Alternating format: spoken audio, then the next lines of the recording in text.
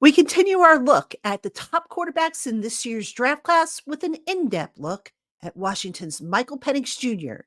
That's coming your way next on the Locked On Giants podcast.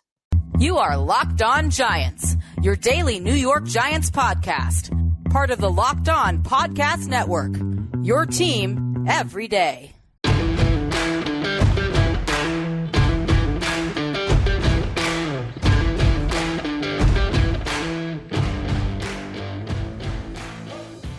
This episode of the Locked On Giants podcast is brought to you by Prize Picks, the easiest and most exciting way to play daily fantasy sports. Go to prizepicks.com/LockedOnNFL and use the promo code in all lowercase letters, LockedOnNFL, to get a first deposit match up to $100. Hello, New York Giant fans, and welcome to another edition of the Locked On Giants podcast, part of the Locked On Podcast family, your team every day. My name is Patricia Traina, credentialed member of the New York Giants media for Locked On, and of course for Giants Country over at Fan Nation. And I want to send a big welcome to my everydayers, my Blue Crew community members, my newcomers, and everybody in between. You guys are all appreciated and loved by yours truly. And on today's Locked On Giants podcast, we are continuing our look at the top college prospects at quarterback in this NFL draft that's coming up. And on today's show, we're going to take a look at Michael Penix Jr. of the Washington Huskies. And who better to talk about Michael Penix Jr. than our colleague over at Locked On Huskies. He is Roman Tomashoff, and he's going to tell us everything we need to know about Penix and then some. So, Roman, thank you so much for joining me. Yeah, absolutely. Thanks so much for having me on. All right. Well, I'm excited to learn more about Penix Jr. And I think, Roman, we've got to start off with, I guess, some of the injuries that he's had. You know, I think that's a big concern amongst people who have been following the quarterbacks and whatnot. What can you tell us about his recent injury history, and has that really affected him, do you think, in his development? So it definitely took a toll on him during his time at Indiana. The nice thing about making the move to Washington like he did before the 2022 season was that Mike went from just, standard subpar offensive line to one of the best offensive lines in the country. During his 2 years at Washington, he was only sacked 15 times, which was a huge part of keeping him healthy, keeping him upright. And Washington's offensive line won the Joe Moore Award this past season as the best offensive line group in the country. So you really kind of saw what Mike was always meant to be, where you look at games that he had, like, for example, down at the Sugar Bowl in New Orleans. I've never seen a quarterback have just that level of a locked-in performance at any level of football. He was just controlling the game at a level that I've never seen, with accuracy, with touch, with everything that you needed. He showed why he deserves to be, in my opinion, a top 20 pick at the very least. But I would say to your original question that, yeah, during his time at Indiana with 2 shoulder injuries, 2 ACL injuries, that it really did hamper him. And that's why, you see some of these questions come out about his age and just saying, oh, well, he's, 23, 24 years old by the time he's a rookie. Is that something that's going to be a problem? No, I think it just kind of gives him an extra level of experience that he'd bring to whatever NFL roster he ends up on. In terms of, let's backtrack a little bit, because for those who maybe aren't as familiar with Washington and the type of offensive system they run, what do they run, and where did Penix really excel in? So Michael Penix, Washington runs let's go step by step there, where Washington runs a very interesting, it's not a true air raid style offense, as some might like to say, where they're still going to put the ball in Mike's hands 40, 45, even 50 times a game sometimes, because when you have not only Michael Penix, but Rome Odunze, Jalen McMillan, and Jalen Polk, who all could be off the board by the end of day 2 in this NFL draft, you're going to want to make sure that you utilize that to the best of your ability. Where Washington's offense, they love to take shots. They'll run a little bit of play action here and there. And this year they relied heavily on Dylan Johnson, thanks to some injuries at the running back position, where a lot more fell onto Mike's shoulders as the season went on. But it was really just this attacking downfield. You want to take a lot of shots. You want to utilize your playmakers to the best of your ability kind of roles. And if it's not there, check it down kind of offense, where in a very interesting style, kind of his read progression was back to front in a certain way, where a lot of times the first read was Rome Odunze down the sideline or Jalen Polk deep over the middle, where it was, I don't want to say it's based off of shot plays, but that was definitely a very big part of the offense. What about, his ability to improvise? Obviously things are not always going to be perfect in the pocket and whatnot. Things are going to break down. A receiver's going to run the wrong route or whatever. I know it doesn't happen very often for Washington, but how has he been with improvising? So he's really developed at getting outside of the pocket and finding ways to make throws. Something that I noticed that he really improved on from last season to this season is making throws from different arm angles, where that was something that in 2022 we didn't really see a whole lot of that. And then over this past season, he definitely matured a lot in that aspect where he doesn't necessarily throw on the move very much, where you'll see it every now and again, like in the USC game, he made a fantastic throw to tight end Devin Culp for a touchdown, where you see it at times where that would be the perfect example of what happens on a play and then everything goes right for him when things still break down. But he's really good at something that offensive coordinator Ryan Grubb was also really good at coaching him on was, if it's not there, don't force it, just throw it away. A throwaway is totally fine. It's totally acceptable in our offense because we understand that we would rather throw it away and have another chance than, make a tough throw and it gets intercepted. What about buying times with his legs? Is he much of a scrambler, or is that just really not part of his game? It hasn't really been a huge part of his game, where there are a couple factors there. Obviously, as we talked about with the injuries, that's going to be a big portion, where Washington's offense and the coaching staff especially understood, hey, we want to keep this guy safe at all costs. We want to make sure we have him every single way, every single game, every single snap, just the whole 9 yards with that. So he wasn't necessarily asked to do it a whole ton, where in the Sugar Bowl, he showed that he can run a little bit if need be. He had 3 carries for 31 yards, I believe, on a couple of just design read option sort of plays where, the defense isn't necessarily looking for him to run away. So he was able to pull it down and pick up 8-9 yards on a couple of different plays. But I wouldn't say it's necessarily a huge part of what he's asked to do, but as we saw during the Senior Bowl, where he got up to 19 miles an hour as a ball carrier, it's something he's able to do. And in the right system, I think it wouldn't necessarily be wise to give him 4 or 5 design carries a game, but if a play breaks down, I wouldn't be surprised if he wants to go pick up 5, 6, 7 yards with his legs at times. Now, correct me if I'm wrong. He's a lefty, right? That's correct. So how have they had to change the offense? Obviously, you talk about the blind side protection, which in the NFL is typically the left tackle for a right-handed quarterback. But nowadays you see defenses lining up their best, going for matchups more so than, Sure. the best pass rusher against a left tackle. But how have they benefited from having a lefty in Penix, the offense? You can tell that it definitely, the defense is a little, confused by just what they're looking at times, because you practice against right-handers all week. And then all of a sudden, there's a lefty out there, where, every once in a while you'd see that. I wouldn't necessarily say that it was the biggest factor in terms of either side of the ball, where every once in a while you see, they're not used to a guy rolling out in the other direction. But one thing that made this really effective for Washington is both their bookend tackles were just absolutely phenomenal this season. And Troy Fautano on the left side and Roger Rosengarten on the right side, where both of those guys truly were interchangeable, where they definitely kept Troy on the left side and Roger on the right side. But if need be, having 2 guys like that, where we might see both their names off the board by the end of round 2, with having both those guys out there, it definitely made Michael Penix's life a lot easier. And it didn't necessarily mean, we're going to have to flip Troy from the left side to the right side and try to find somebody to fill in at left tackle. We're having both those guys not only playing, just for the majority of the season, but neither of those guys missed a start over Michael Penix's 2 years at Washington. So having those 2 out there really made his life a lot easier, and just the coaching staffs too. Hey, Giant fans, some days I get so incredibly busy that I just don't have time to cook or to run out to around the corner to pick something up for lunch. Thanks to DoorDash, I don't have to. DoorDash brings me everything I want, whether it's from a local eatery or a national chain store. I've even used DoorDash to get incidentals delivered from pharmacies and local convenience stores. And when I'm really in a pinch, groceries. DoorDash is fast, easy, and convenient. Just download their app, find the establishment from which you want to order, and select from the menu options. You'll get what you ordered, or they will make it right. And right now, new customers can get 50% off, up to a $10 value on their first order of $15 or more when they download the app and enter the promo code LOCKED23. Give DoorDash a try today and see just how easy it is to get what you want when you want it. That promo code again for 50% off up to $10 on any order of $15 or more is LOCK23. Offer subject to change. Terms apply.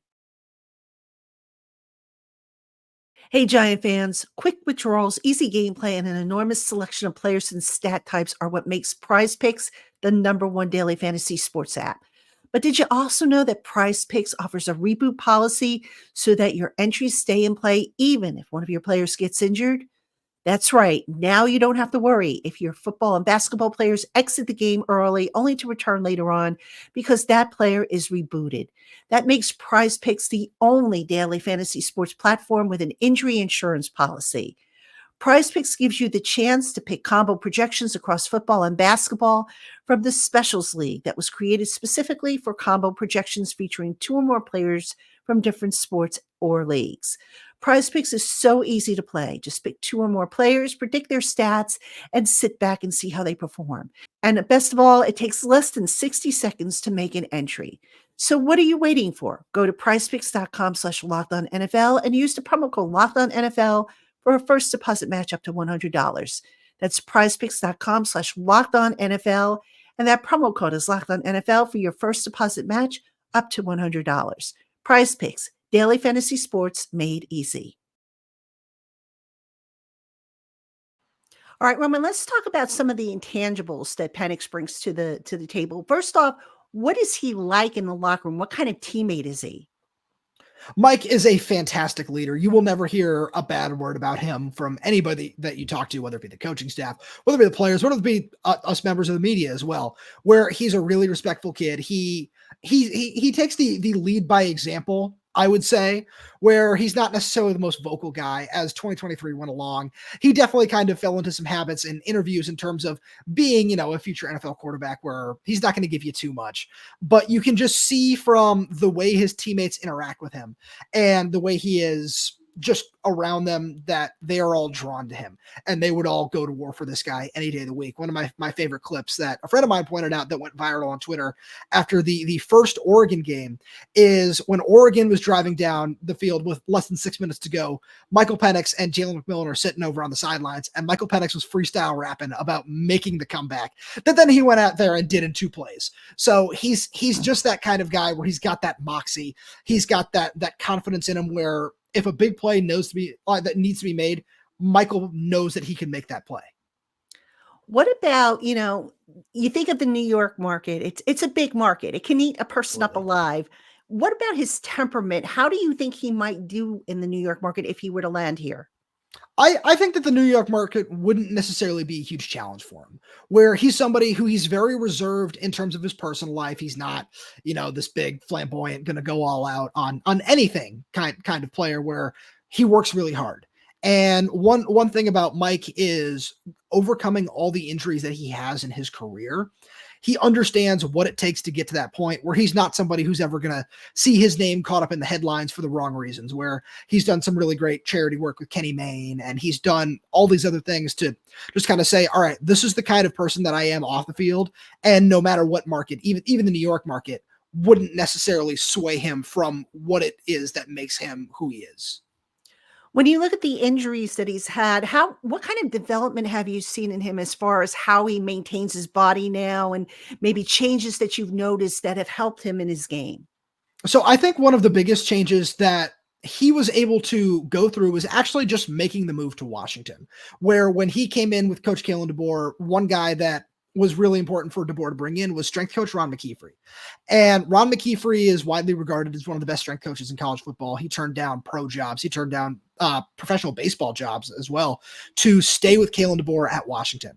And over his time there, he did a really great job with not just Michael Penix, but with the entire roster, turning them into just much better athletes and making injuries a little bit easier for them to recover from. Just all these different things where he just brought in a whole new treatment regiment. He brought in a whole new strength and conditioning regiment.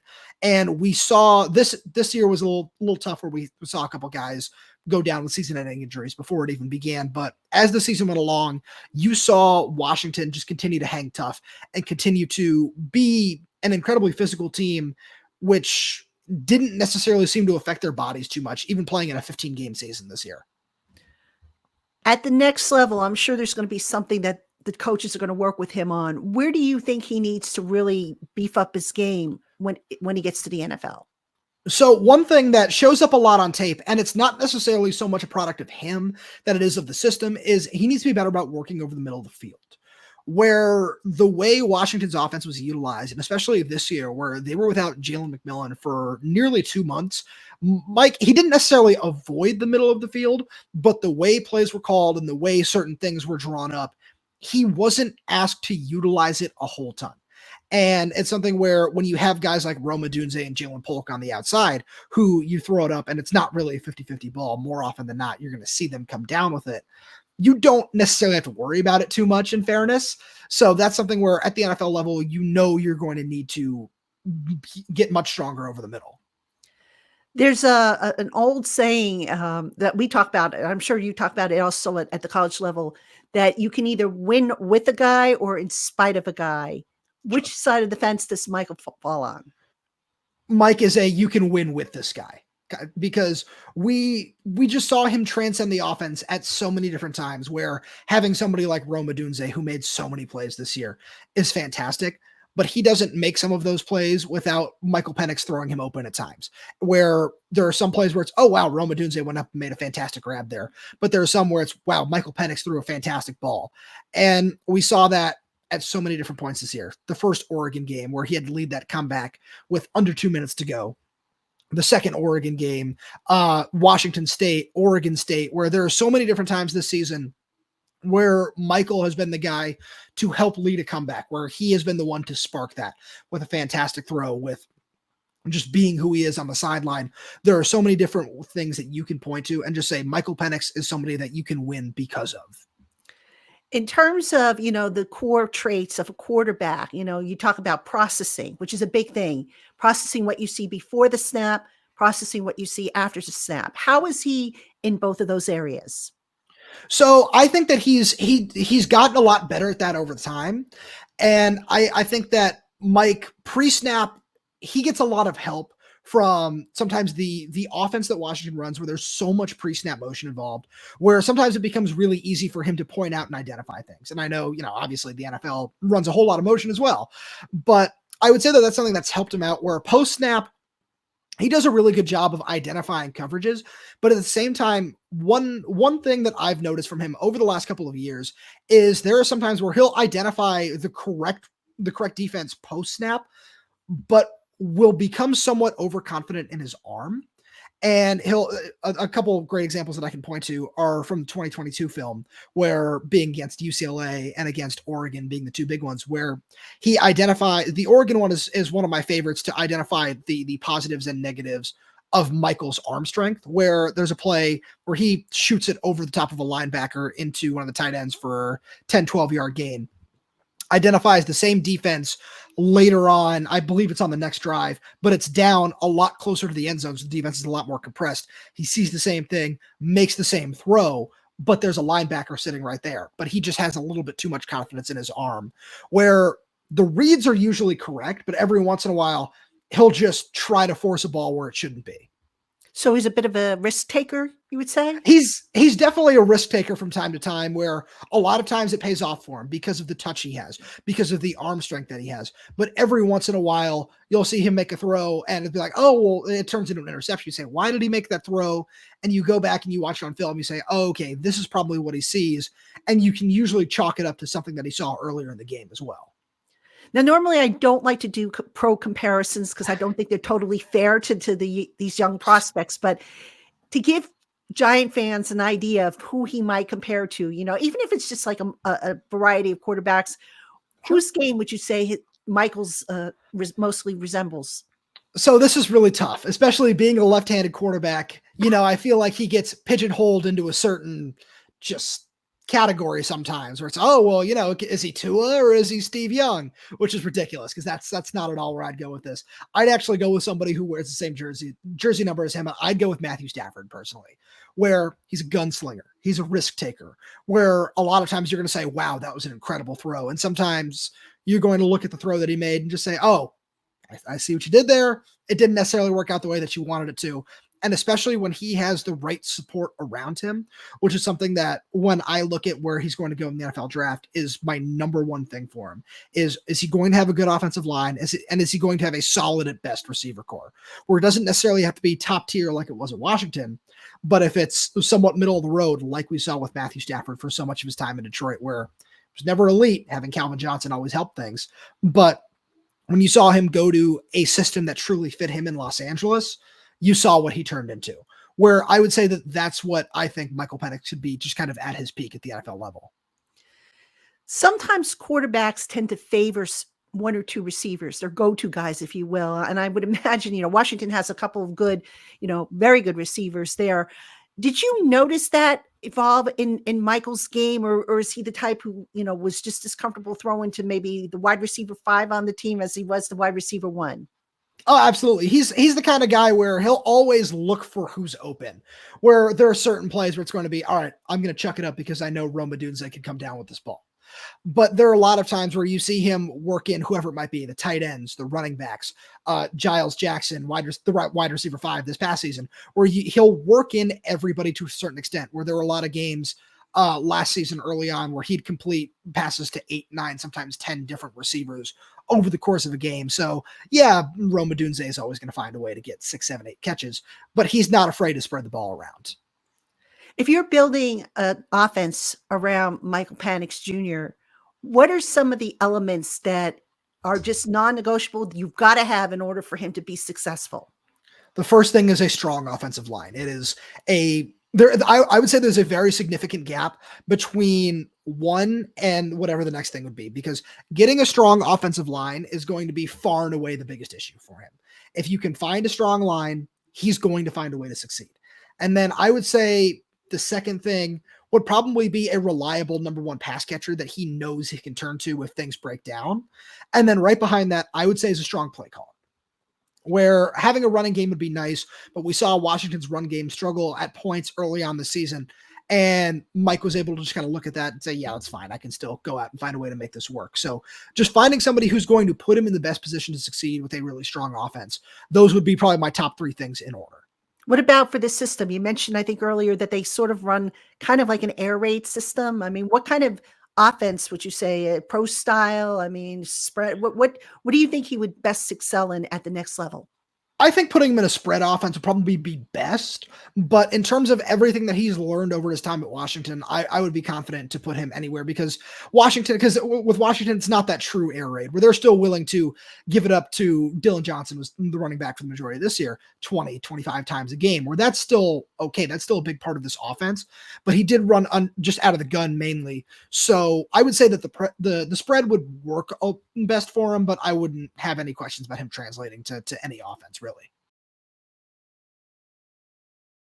This show is sponsored by BetterHelp. Sometimes all we need is the opportunity to get something off our chests. Big or small, certain things can really start to get to you. So it's important to let that out, especially to someone who's unbiased about your life. If you're thinking of starting therapy, give BetterHelp a try. It's entirely online, and it's designed to be convenient, flexible, and suited to your schedule. Just fill out a brief questionnaire to get matched with a licensed therapist, and you can switch therapists anytime for no additional charge. Visit betterhelp.com/lockedon today and get 10% off your first month. That's BetterHelp, HELP.com/lockedon to get 10% off your first month. All right, now be honest with me, because nothing is ever perfect.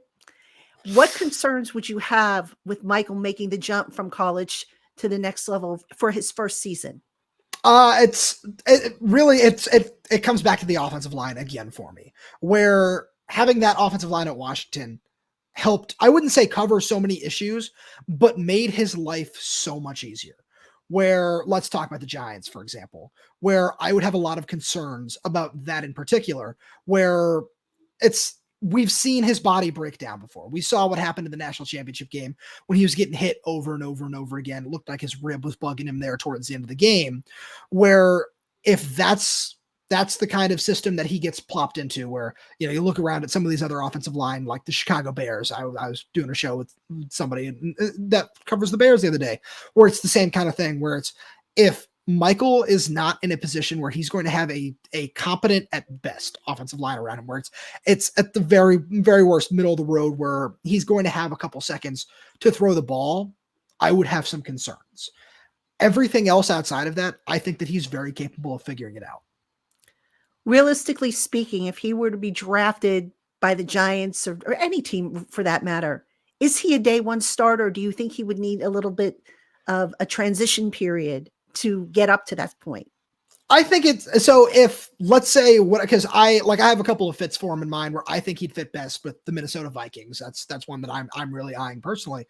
But I think that in just saying whatever offense it is, you have to plop him in as a day one starter. I would think that that's something he would be fine with, where he's got enough experience under his belt. He's seen enough over his time in college that he wouldn't necessarily have a huge issue making that jump. Do you think he would be a fit for the Giants and the offense they run? I think that it could work. I do think it could work. I think that there would have to be a couple of things that need to be changed where, you look at what Daniel Jones does and he has that design run element of it all. I would just, in that case, I would just question who's going to be put around him. Do you invest really heavy in a receiver at the top of day two? There are a whole lot of different ways that you can take that. Like, do you go out and spend on a guy like T. Higgins, for example, to say, all right, we're going to invest in this guy really heavily. Let's go get him a 1A kind of receiver. So I would say that, if some of those things go right and, let's say you do sign a T. Higgins and then you draft Mike at 6. Do you go with, say, a Jordan Morgan out of Arizona at the top of round 2 to really help solidify the offensive line? There are a whole lot of different ways that you could play that. And I think that that's something that you could work out and it could definitely work out. Yes.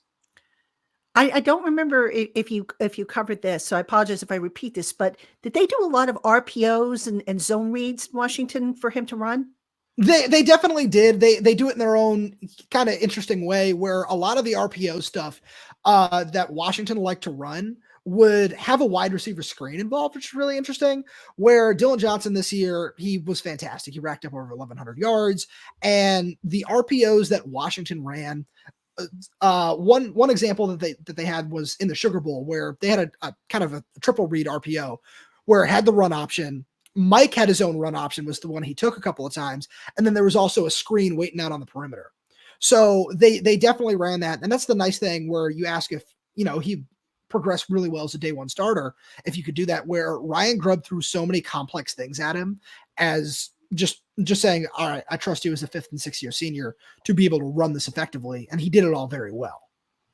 With the combine coming up, I'm assuming he's going to go. I don't know if he's going to necessarily work out, because of any injuries or concerns or anything like that. But what do you think he needs to do to convince teams that he is a top, a first round type of pick?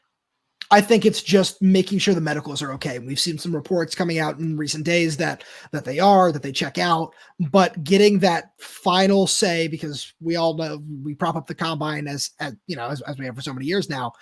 If he gets that okay at the combine saying, all right, yeah, we're not really concerned about this long-term. There's a couple of freak accidents that might've happened that caused the ACL or that caused the shoulder.